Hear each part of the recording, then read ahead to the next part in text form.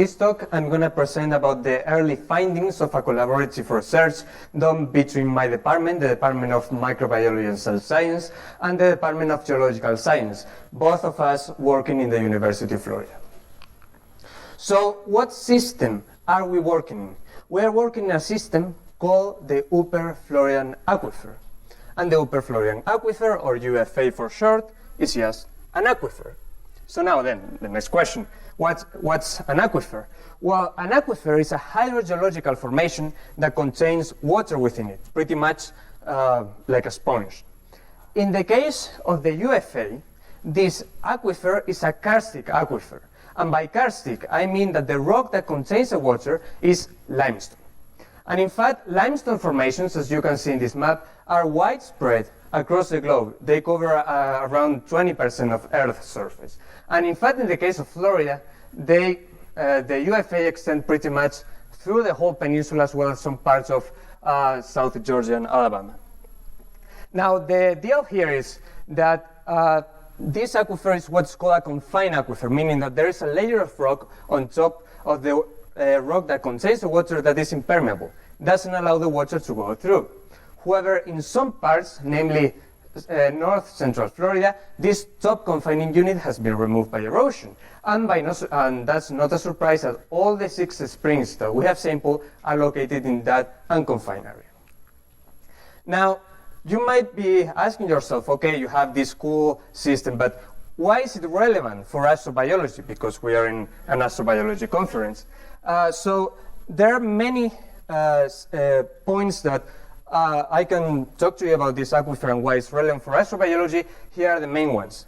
First of all, this aquifer is limited in any surface inputs. They're part of the aquifers that we believe that are completely shielded from inputs from the surface, meaning that these specific points are low energy systems.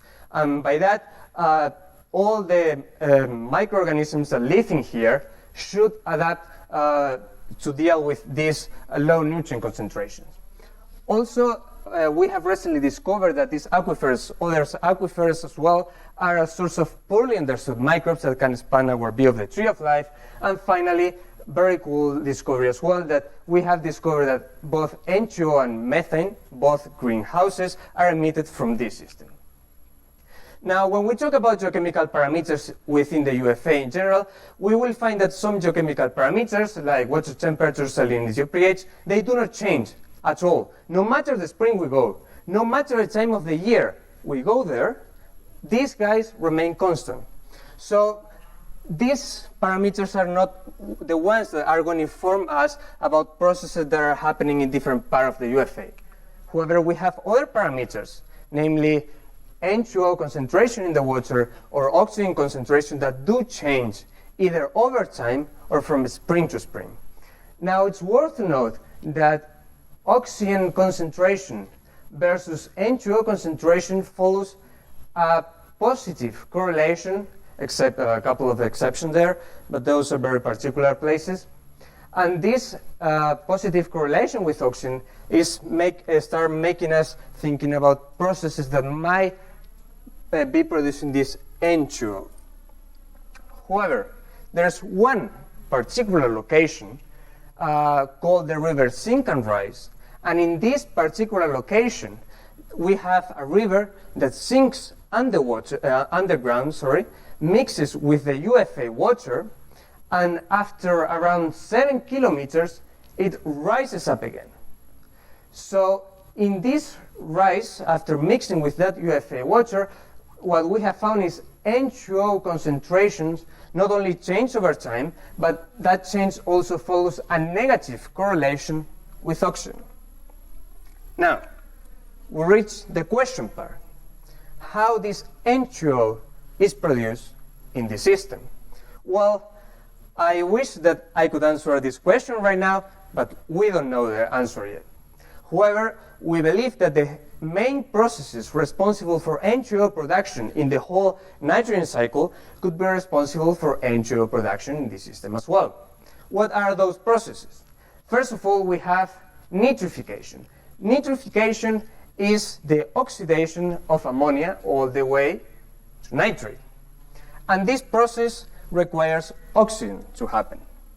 In contrast, we have denitrification, which is the reduction of nitrate all the way to N2O, although some microorganisms actually stop at the level of N2O instead of the level of N2, so this gas is released as a consequence. And denitrification is anoxic. It is inhibited in the presence of oxygen. And finally, there is a third process that is microaerophilic, so requires just a bit of oxygen to happen, and it could be seen as a combination of both processes called nitrifier denitrification. So, do we have now any hints that beyond that correlation with oxygen that I showed you before that can inform about if any of these processes happening in the aquifer? Yes, we do. We have 16S ribosomic RNA gene data.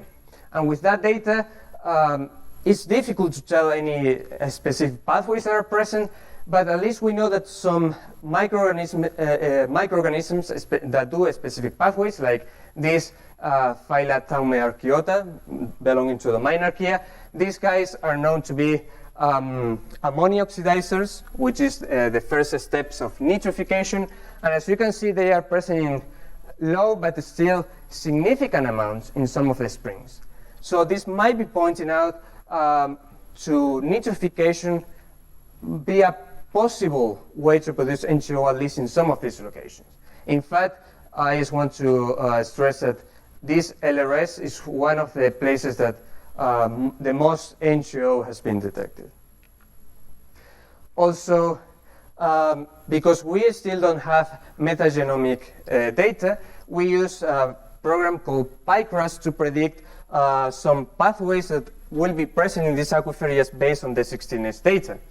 And what we found, interesting findings here, is that denitrification is relatively abundant in the Olino River rise, which was that specific system that I mentioned you before. So this further strengthens this correlation with this negative correlation with oxygen that we saw before. And another thing is that this program pointed to us is that methanogenesis, although in low numbers, seems to be present in some of the aquifer as well. However, when we measure methane in all of the springs, we did not detect any methane above atmospheric concentrations, except in one place, that particular location that I mentioned to you before, this river sink and rise. In this specific location, methane follows an interesting trend. This is the methane concentration in the water, and the delta 13 values for the water is going in. And you can see that these values are relatively constant. However, in the water is going out, both methane concentrations and delta 13 values changes a lot. So we believe this could be correlated with both nutrient inputs, changes in oxygen concentration, as well as just amount of water is going into the system as well. However, that doesn't mean that methanogenesis is not happening in any parts of the aquifer, because according to our 16S data, we have detected Urarchaeota, which most of them are methanogens, and we also have detected methanotropes. Being methanogens, the guys that produce methane, and methanotropes, the guys that consume methane, oxidizing it. Well, there's an important thing here to note that, as you can see, methanogenesis is a strict anaerobic process and is inhibited if oxygen is present, whereas methanotrophy is a microaerophilic process, requires a bit at least of oxygen to happen. Now, if you look at the data here, well, there are places that only methanogenesis are present, but there are other places where we can find both methanotropes and methanogens together. Now, remember that what we are sampling here is just the water is going out from a specific spring. That water is going to collect different microbes from this different place of the system. So these guys definitely cannot live together, but the fact that we detect them in our samples means two things: that methanogenesis could happen, that methane is probably consumed because we don't detect that in our water samples before it released to the surface, and also that this system that we are working is heterogeneous. So an important thing, another cool finding, is that we have detected these microorganisms that belongs to these poorly known groups. Only one is a bacterial group, also known as Parcobacteria. The pan is an archaeal group that encompasses different archaeal phyla. Although they belong to these two different domains of life, they share a lot of similarities. They have reduced genomes, they are believed to be symbiotes, they are anaerobes, they are believed to be fermenters, and they are very small. And you might ask yourself, well, you're talking about bacteria, of course they are going to be small. Well, these guys are small even for any microorganism. They are small enough that go through 0.2 micrometer filters, which are, in microbiology, they are assumed to retain pretty much all microorganisms. That's the reason we use 0.1 filters to sample the water. And we have detected that in this of 0.1 micrometer filters, the populations of microorganisms are composed by up to 70% of these guys.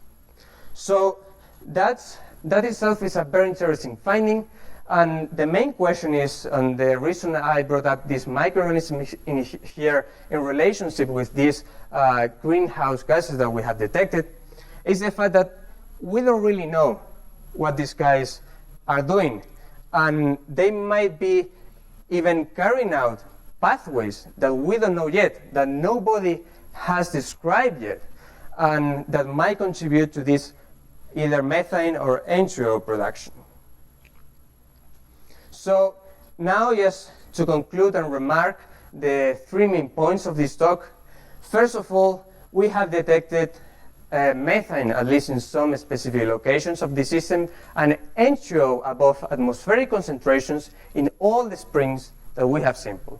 How these gases are produced, we don't really still have the key yet, especially for H2O, but we believe that the production is strongly related with microbial activity, and we would like to, in future studies, see if there are any particularity of H2O and methane related with microbes that made the use of these two gases as potential biomarkers.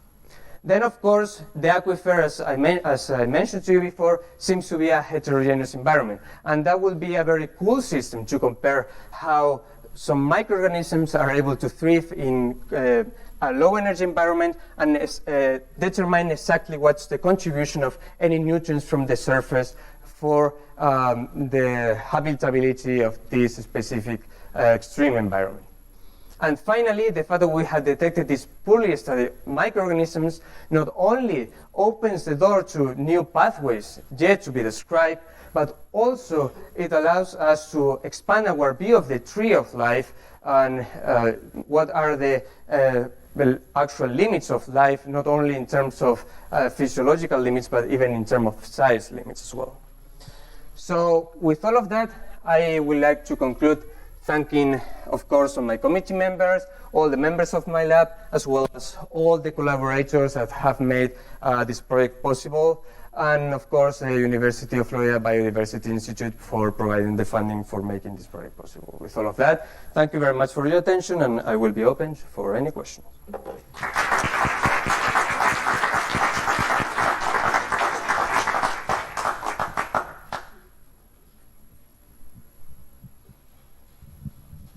So as you alluded to earlier, you don't know what these organisms are doing.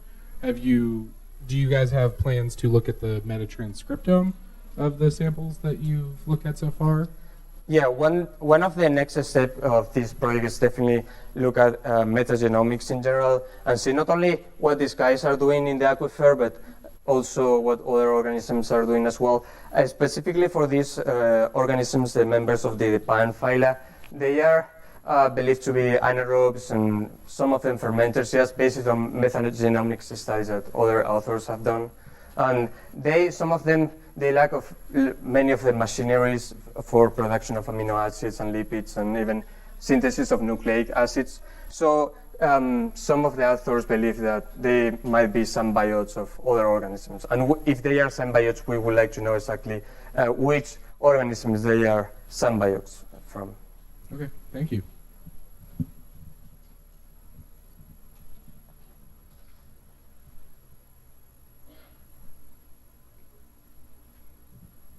Okay, if there are not any other questions, then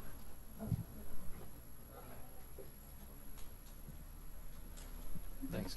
Could you speak a little bit more to the water column chemistry as you know it, and if there's any significant sort of chemokines going on there? So it's important to note that we are not working in a lake. We are working in an aquifer. So any vision of water column will be a bit biased because, it's not that we stick a probe underground and, then we have like an oxy layer and then an anoxy layer or something like that. It's more of a geographical spread in the system, that we have some springs that all the springs are oxic. That's the only water that we can sample. The water is discharged from these springs. However, although in all the springs are oxic, there are some of them that have very low DO. I'm talking about concentration around 1.5 to 2% dissolved oxygen. And there are other springs that have relatively high values. The highest end member is around 55% dissolved oxygen. So we cannot talk about an actual water column, but definitely we can see geographical difference between the different springs that we sample. Thanks. Sorry, I'm just co-opting the microphone. Are you choosing springs that have a lot of human? Some of these springs are pretty busy. I don't exactly know which ones you're using, but I know some of the Florida springs get really busy with people. And are you trying to control at all for any human influence?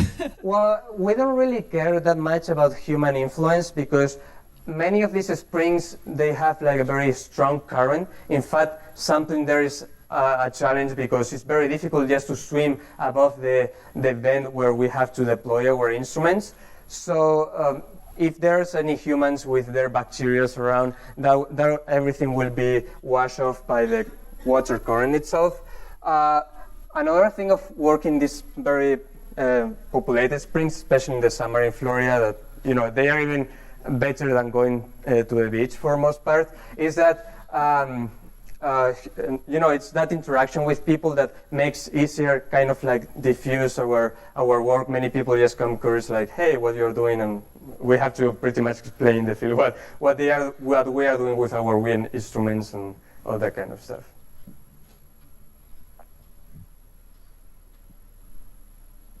okay, one more quick question. So it's going to be very quick, but so that's a very populated area, as some people alluded to. So I'm actually wondering if you did any sort of mapping to see where the recharge for the aquifer is, and if that could maybe influence the amount of nitrates or ammonia or nitrogen that's in the system already by the time it goes through the spring. Yes, for the recharge of the aquifer, there are two main areas. One is like a lateral recharge coming from the north, and then there is all this unconfined area that, of course, is a recharge area.